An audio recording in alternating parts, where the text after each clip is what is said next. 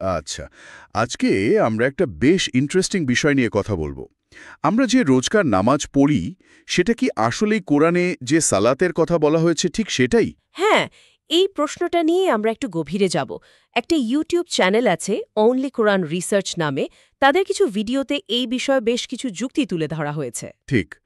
তাদের মূল বক্তব্যটা তাহলে কি? মানে তারা কি বলতে চাইছে যে আমাদের নামাজ ঠিক না? না, ঠিক ওভাবে নয়।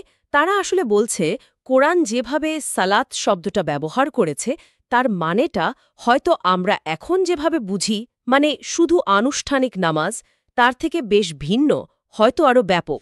আচ্ছা, তারা তো মনে হয় অনেকগুলো যুক্তি দিয়েছে, প্রায় ৩২টার মতো। হ্যাঁ, অনেকগুলোই। আমরা সবগুলো নিয়ে তো কথা বলতে পারবো না, কিন্তু কয়েকটা খুব গুরুত্বপূর্ণ পয়েন্ট যেগুলো আসলেই প্রচলিত ধারণাকে একটু নাড়িয়ে দেয়, সেগুলো নিয়ে আলোচনা করব। বেশ, তাহলে শুরু করা যাক প্রথম পয়েন্টটা দিয়ে।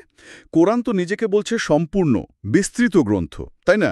যেমন ধরুন সূরা আনআম বা সূরা ইউসুফে আছে। একদম। আয়াত ৬.১১৫ বা ১২.১১১-এ পরিষ্কার বলা আছে। কিন্তু এখানে উৎসের প্রথম প্রশ্নটা, যদি তাই হয়, মানে কোরআন যদি এতই বিস্তারিত হয়, তাহলে দিনে ৫ বার যে নামাজ পড়ার কথা, সেটার এত গুরুত্বপূর্ণ একটা পদ্ধতি, মানে কোনটার পর কোনটা করতে হবে? হ্যাঁ, তাকবীর, কিয়াম, রুকু, সিজদা, এই ধাপগুলো। ঠিক, এই ধাপগুলো কেন কোরআনের একটা আয়াতেও সরাসরি পরপর সাজিয়ে বলা নেই?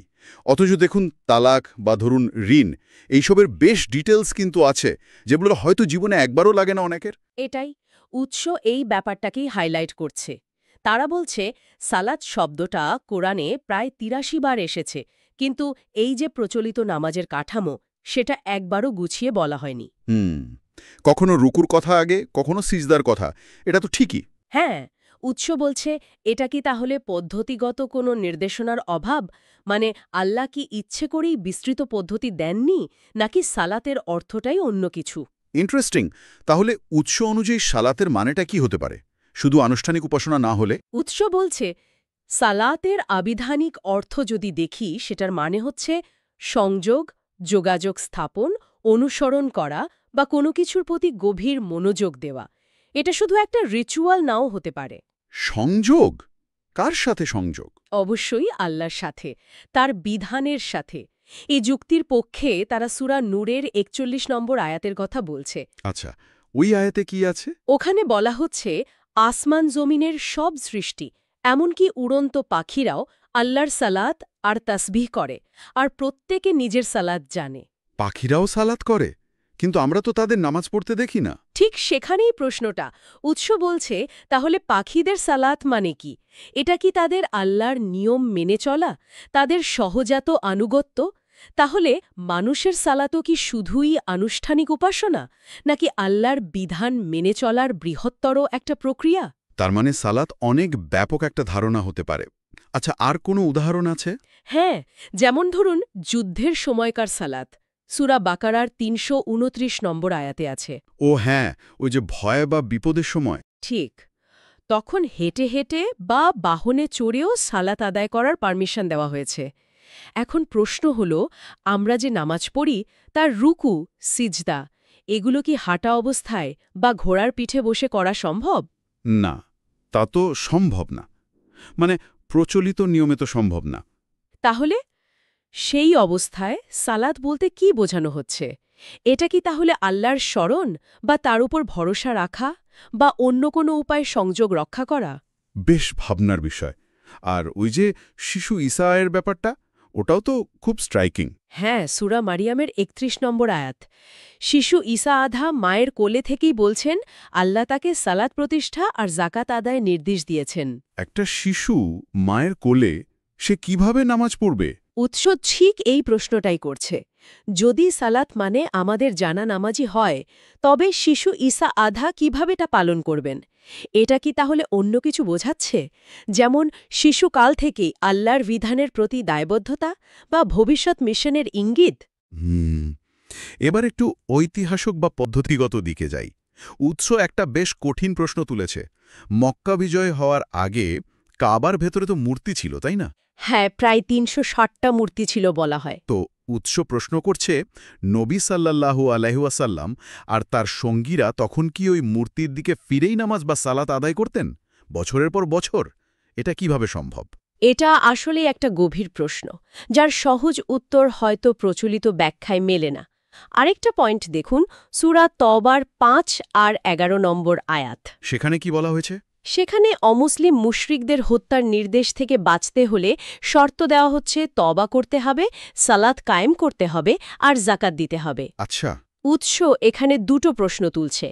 এক, এটা কি সূরা বাকারার ২৫৬ নম্বর আয়াতের, মানে দিনের ব্যাপারে জোর জবরদস্তি নেই, এই নীতির সাথে মেলে?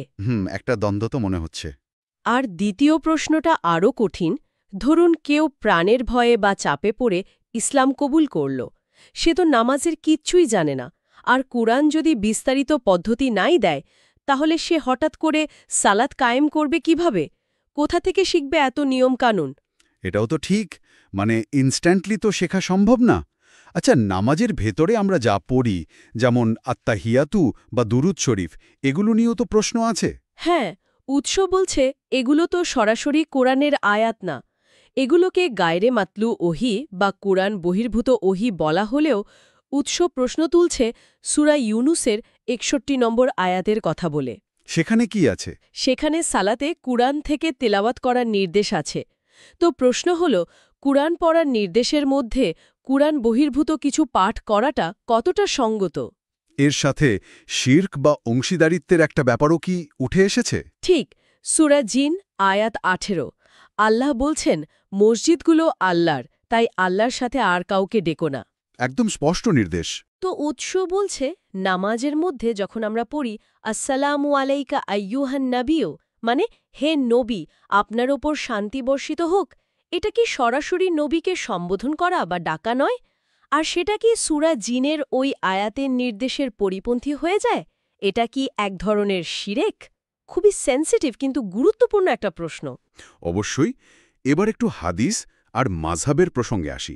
নামাজের পদ্ধতিতে তো বিভিন্ন মাযহাবে বেশ পার্থক্য দেখা যায়, তাই না? হ্যাঁ, আর উৎস সেটার কারণ হিসেবে বলছে কোনো একটা নাকি সহি হাদিস নেই যেখানে নামাজের শুরু থেকে শেষ পর্যন্ত পুরো পদ্ধতিটা একবারে ধারাবাহিকভাবে বর্ণনা করা আছে। বলেন কি, নেই?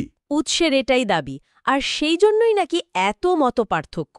কেউ বুকে হাত বাঁধে, কেউ নাভির নিচে, রুকু সিজদার ধরনেও পার্থক্য। যদি একটাই সুনির্দিষ্ট পদ্ধতি থাকত, তাহলে এত ভিন্নতা কেন? যুক্তিসঙ্গত প্রশ্ন। আর রাসূল সাহাবের ভূমিকা নিয়েও তো একটা কথা আছে, মানে তার দায়িত্ব কি ছিল? তারই তো পদ্ধতি, সেটা নিজে থেকে বানিয়ে বা ব্যাখ্যা করার দায়িত্ব পেয়েছিলেন, নাকি তার কাজ ছিল কোরআনকেই প্রতিষ্ঠা করা? তাহলে ওই যে একটা হাদিস আমরা প্রায়ই শুনি, আমাকে যেভাবে সালাত আদায় করতে দেখো সেভাবে সালাত আদায় করো, সেটার ব্যাপারে উৎস কি বলে? উৎস এখানেও একটা প্রশ্ন তুলেছে। যদি সালাত ইব্রাহিম আলাইসাল্লাম, মুসা আলাইসাল্লাম, ঈসা আলাইসাল্লামদের সময়েও ছিল, যেমনটা কোরআন থেকেই বোঝা যায়, তাহলে নবী সাল্লাল্লাহু আলাইসাল্লাম কেন তার নিজের পদ্ধতি ফলো করতে বলবেন? আগের নবীদের পদ্ধতি কি ভিন্ন ছিল, নাকি এই হাদিসের অন্য কোনো মানে আছে? বাহ, সব মিলিয়ে তাহলে এই আলোচনা থেকে বোঝা যাচ্ছে নামাজ বলতে আমরা সচরাচর যা বুঝি আর কোরআনে ব্যবহৃত সালাত শব্দটা, এই দুয়ের মধ্যে সম্পর্কটা বেশ জটিল এবং গভীর আলোচনার বিষয়। নিঃসন্দেহে উৎস আমাদের এটাই ভাবতে বলছে যে সালাত কি শুধু কিছু শারীরিক অঙ্গভঙ্গি আর মুখে কিছু শব্দ উচ্চারণের আনুষ্ঠানিকতা, নাকি এর অর্থ আরও অনেক গভীর, যেমন আল্লাহর বিধানের সাথে, তার আদেশের সাথে সবসময় একটা সংযোগ রাখা, জীবনটাকে সেই অনুযায়ী চালানো, সমাজের ন্যায় বিচার প্রতিষ্ঠা করা, এই সব কিছু মিলিয়েই কি সালাত? তাহলে আজকের আলোচনা থেকে একটা বড় প্রশ্ন সবার জন্য থেকেই যাচ্ছে। যখন আমরা ধর্মগ্রন্থ পড়ি বা মানতে চেষ্টা করি, বিশেষ করে যখন দেখি প্রচলিত ব্যাখ্যাগুলোর মধ্যেই এত ভিন্নতা বা প্রশ্ন উঠছে, তখন কি আমাদের নিজেদেরও একটু খোঁজ করা, একটু গভীরভাবে চিন্তা করা, ব্যক্তিগত গবেষণা করাটা জরুরি হয়ে পড়ে না? একদম। উৎস কিন্তু এই ব্যক্তিগত উপলব্ধি আর অনুসন্ধানের দিকেই আমাদের মনোযোগ আকর্ষণ করতে চাইছে, প্রচলিত ধ্যানধারণাগুলোকে প্রশ্ন করার সাহস যোগাচ্ছে।